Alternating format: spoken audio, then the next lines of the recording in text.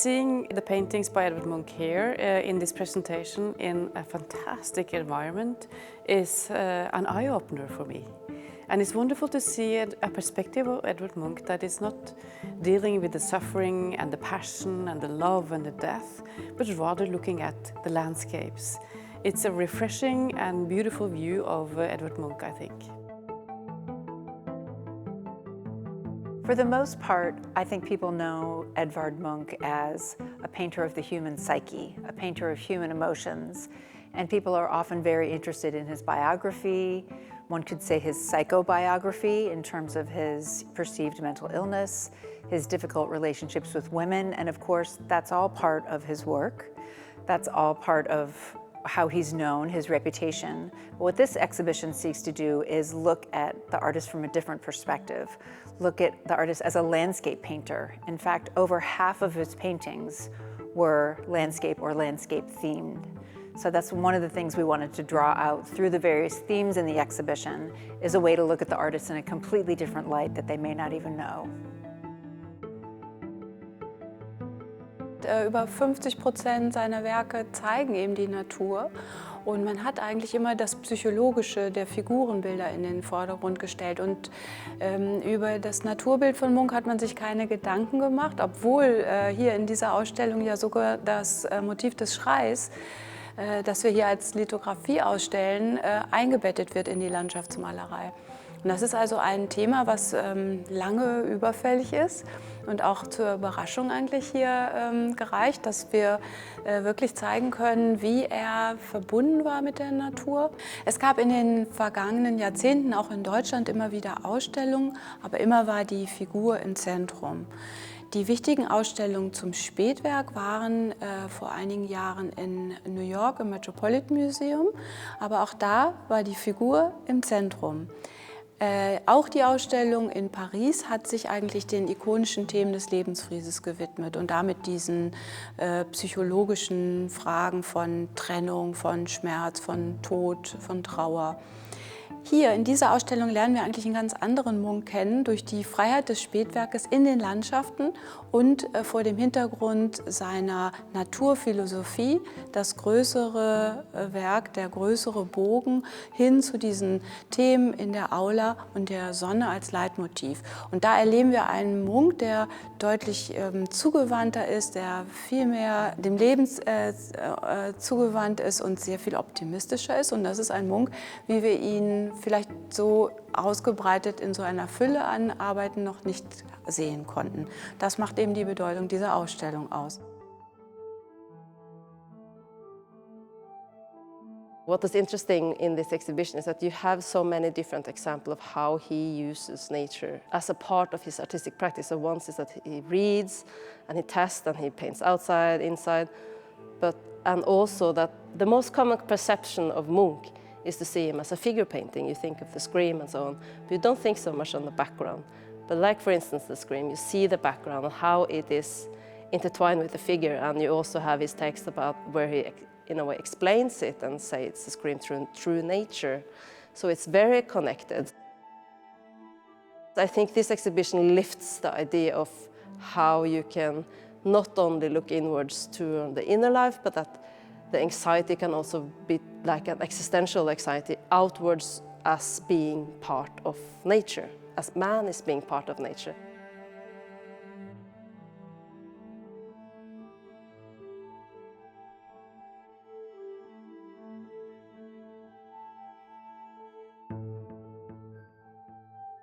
I think, he is a very great artist, and we tend to be fascinated by the great artists of the past. His images are very generic. They're not very time-rooted. They're not detailed realism of his own times. They're kind of universal images like the Scream that we can all relate to.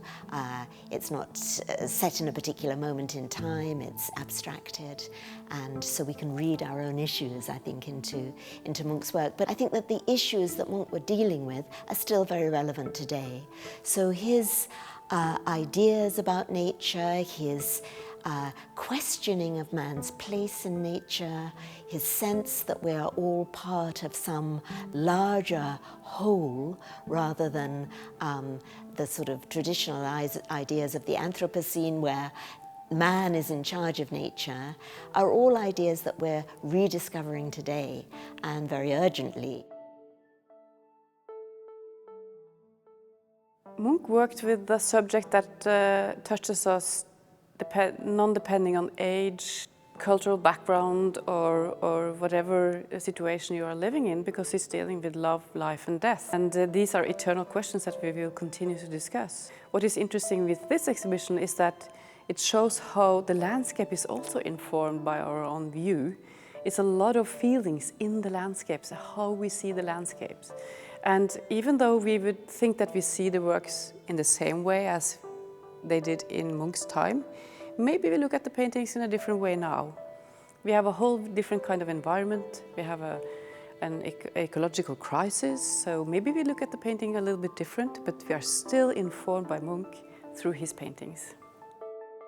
I think there's many reasons that people are interested in Munch, and I think a lot of those reasons are the part that make up the myth that we know, the myth that we're really trying to dispel in this exhibition. But what I think is people are definitely fascinated with images like the Scream, images of modern anxiety, or like images such as the Madonna or the vampire, these very dark, disturbing images. Many of these works he made in the 1890s. But what this exhibition shows is there's a different part of the artist. There's a very sort of calm and tranquil landscape images that we see. And I think part of the reason is that he's been very much associated with his most iconic work, The Scream, wherein images of human psychology and anxiety combine with art. And although that's a part of what we're showing here, we're also showing a different side of the artist. So this exhibition is not trying to uncomplicate him, but to show different aspects of his production that are far less known.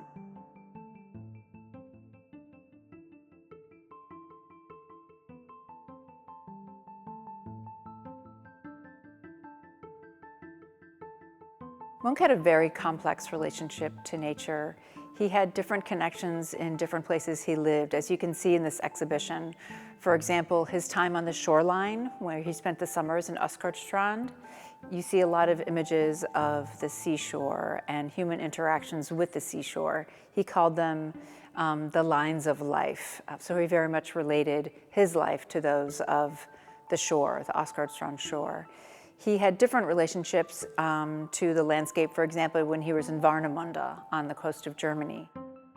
This was very much connected with what was then known as vitalism, which was the notion that people should go out in nature, swim in the water, take sun, as a way to sort of emotionally and physically regenerate themselves. And then also there's works like The Scream and the lithograph. In this exhibition, there's a quote below it in German that says, "I felt the great scream through nature." So even in iconic works like The Scream, it's really very much about human beings' interconnection with nature and what things he heard from nature that he wanted to express in his paintings. Edvard Munch had a very specific relationship to nature, as we do in Norway as Norwegians. We grew up with nature all around us. And it's pretty obvious seeing this exhibition that Munch was also heavily embedded in nature rather than the cities. He painted much more landscapes than cities. And he was looking at landscape as a part of developing his motives that are more dealing with passion and love.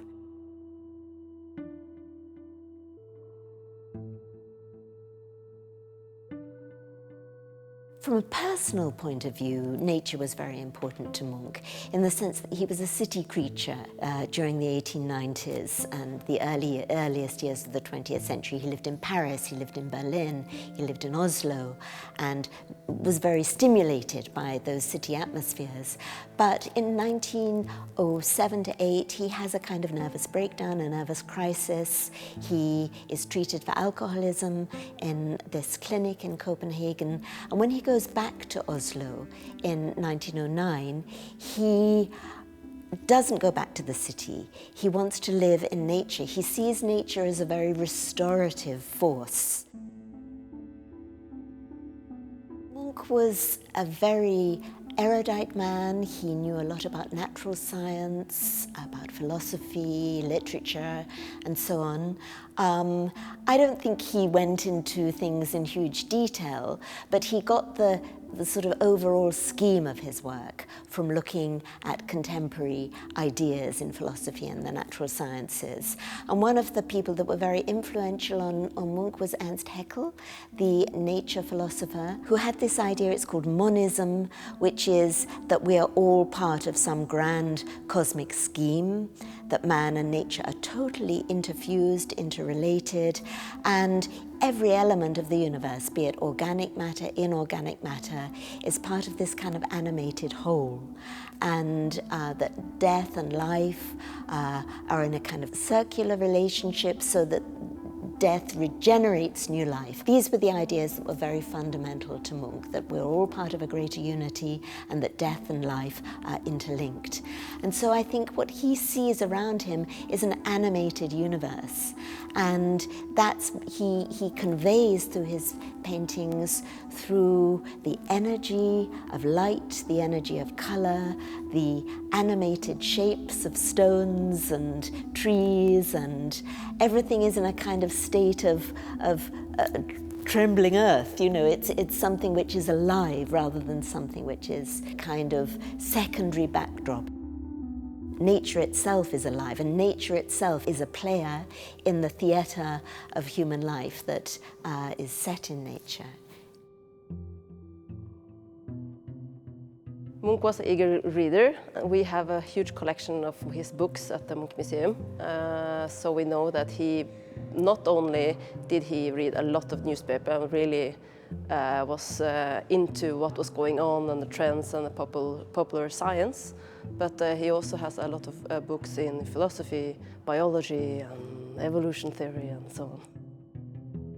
From the early 90s, Munch had a broad group of different kind of people in his circle of friends and artistic circles where he were, from Germany to Paris to Norway. For instance, August Strindberg, who was all from the beginning very into crystallization. With crystallization, you think about, it's almost like a holistic, monistic idea of how everything is connected in life. It's not a linear system where you live and you die and it's finished. So we're all the time part of this one world. And this is something you also see in the images.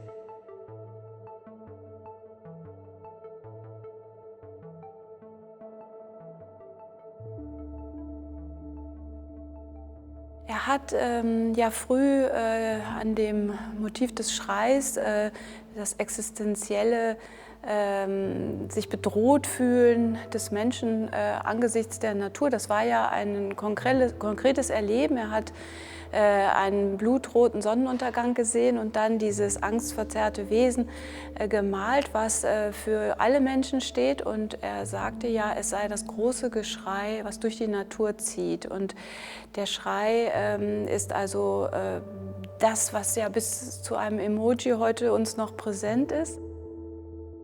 Am Anfang war er ja sehr mit dem Thema Liebe und Tod, Eifersucht, Trennung, mit solchen existenziellen Gefühlen beschäftigt. Und später, als er selber auch von seiner Alkoholsucht wegkam und dann innerhalb der Lebensreform das Sonnenbaden, das Baden überhaupt im Meer, das ein freieres Verhältnis zur Natur entwickelt hat, und auch innerhalb des Vitalismus vor allen Dingen die heilenden Kräfte der Natur auch gesehen hat. Die Natur ist sozusagen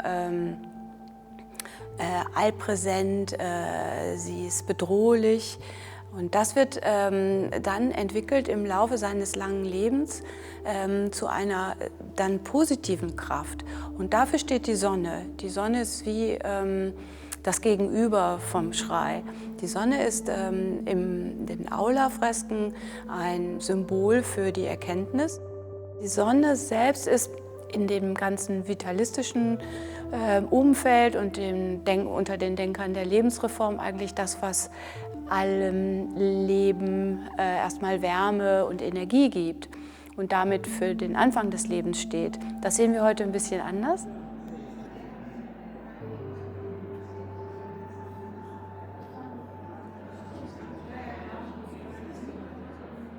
One extremely valuable part of this exhibition is the fact that there were 3 different curators working on the project, and we all came to the artists with different perspectives and different levels of knowledge, and we really learned a lot from one another.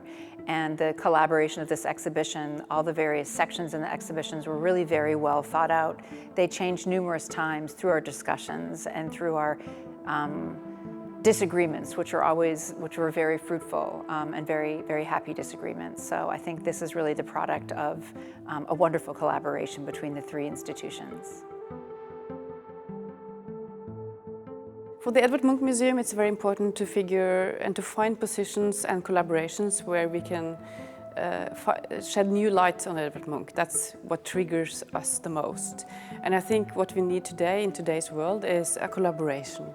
And this is a true collaboration between 3 parts, developing new knowledge from 3 different perspectives, coming together in one exhibition. Although it's not really one exhibition, it's a touring exhibition that gets its shape and its content also informed by the places they visit.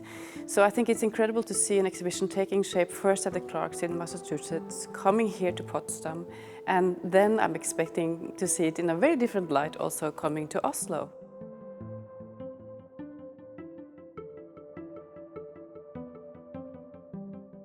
I think while we've been working on this exhibition, while I've been working on it with my 2 co-curators, we've all felt that our vision of Munch has changed. We have not ended up with the Munch that we started off with. And I hope that people who delve into this exhibition have a bit of the same experience. Over 50% of his works have a dominating natural scene in them. So it's a little odd that we've concentrated so exclusively on these figure paintings of the 1890s when we think about Munch. And I'd like our visitors to look again at works like The Scream and perhaps rethink them a little bit.